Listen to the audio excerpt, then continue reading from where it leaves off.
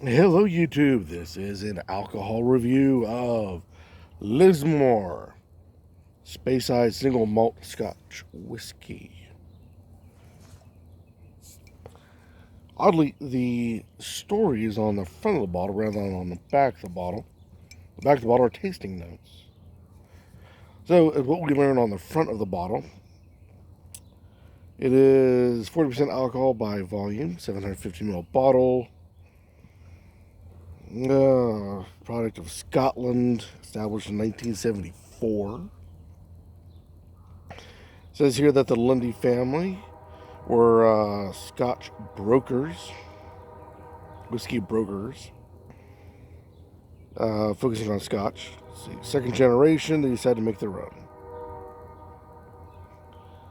Produced of Speyside, Scotland. Produced. Pardon me. Produced. The back, with the tasting notes, states light amber colored with fruity notes, followed by flavors of toffee and long-lasting sweetness on the palate. Well, we shall see.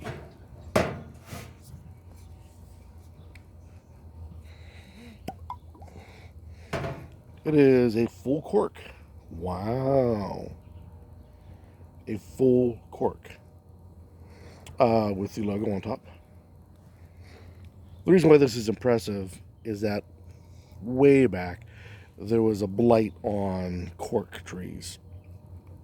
And this caused the bottling industry to go out of the way to find other means to figure out how to create a cork. Some plastic, some took cork chunks and glued them together. Others went the expensive route and kept with a full cork.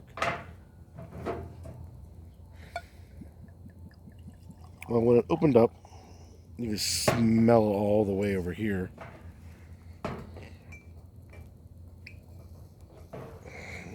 Turn.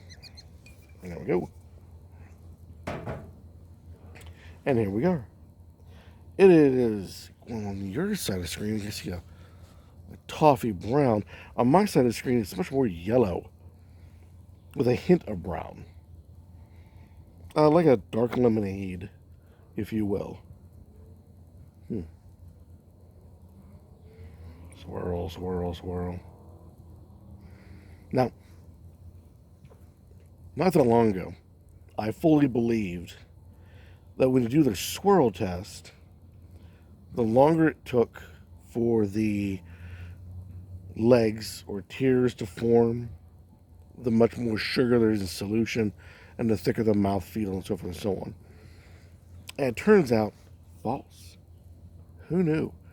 It was actually the amount of alcohol versus the amount of water in solution versus the magnetics of the alcohol to the glass. It's quite complicated, all for it to tear up.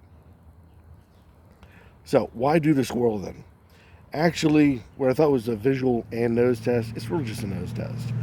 You get some of the solution up on the side of the glass.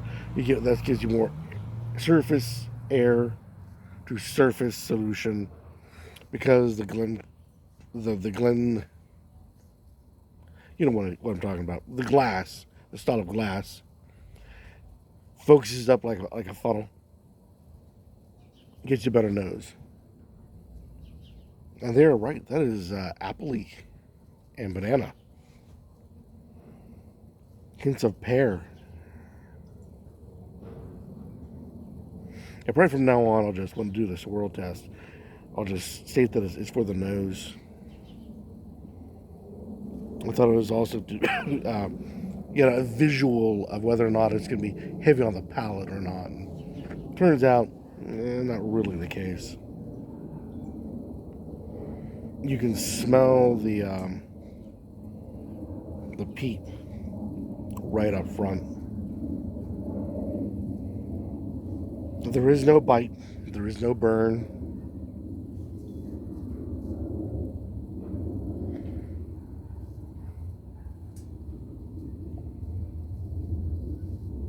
Just peat with a lot of fruit notes. And the fruit notes fade out pretty quick, leaving behind heavy peat.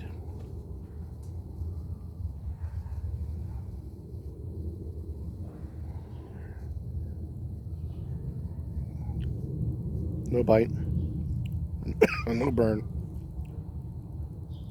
lots of peat. A whole lot of peat.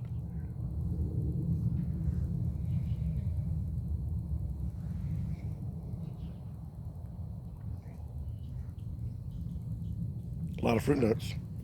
Not as clear as the nose would give you, but it's there. Amber color, fruity nose, flavors of toffee, long-lasting sweetness. Don't know about the toffee. The peat, yes. Toffee, no. Lots of sweetness. Very surprising. If it wasn't for the heavy peat in that thing, I would say this is pretty good stuff because of that sweetness. But it's getting knocked down hard by that peatiness.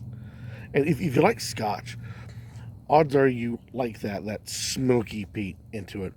I myself am a mediocre fan of Scotch, so this is not exactly a turn on for me, but might be for you out there if Scotch is your thing.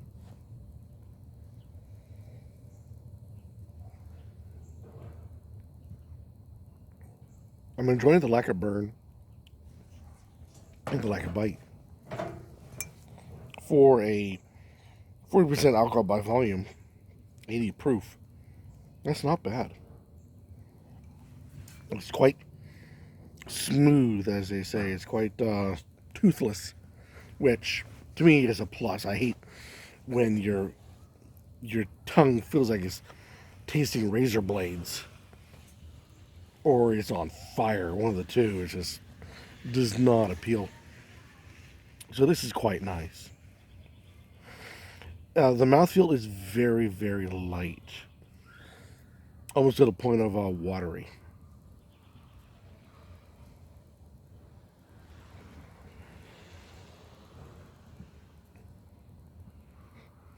The hang time is surprisingly long, considering that it comes into you with such a light feel to it, and it's strong in the beginning, then it fades out really fast, and then just hits a low note and stays, and just kind of rides you out. So not bad. I would have to. Let's say when is a good time. So like, what's a good thing to eat with this? What's a good time of year? With such a light body, would make it a nice summer sipper. But it's such a long hang time. It's something I would want in the winter time. So it kind of is conflicting. Wouldn't it be a good time of year to try this? I usually land on fall or spring. That's when the temperatures are much more lower and compared to summer, or it's higher than compared to winter, obviously. So it kind of is a nice catch-all.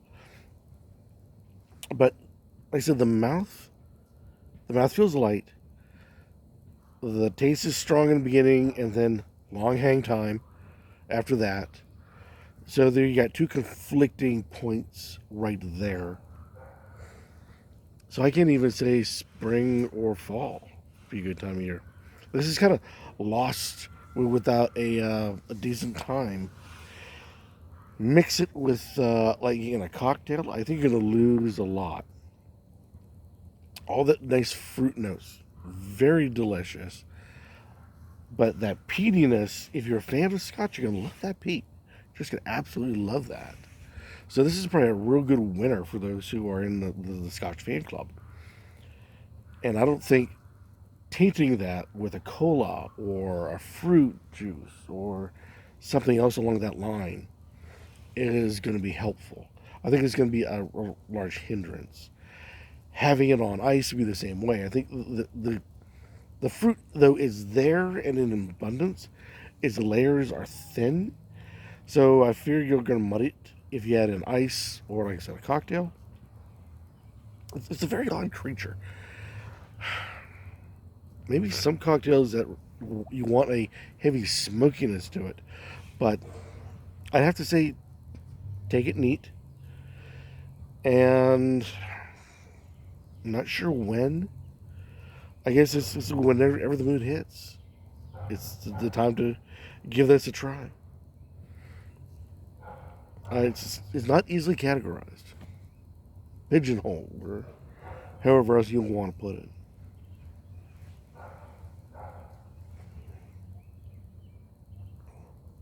But it's definitely worth the cost. And the cost is a little bit more than your regular American bourbons out there, but not by a tremendous amount. So it's worth the cost of admission.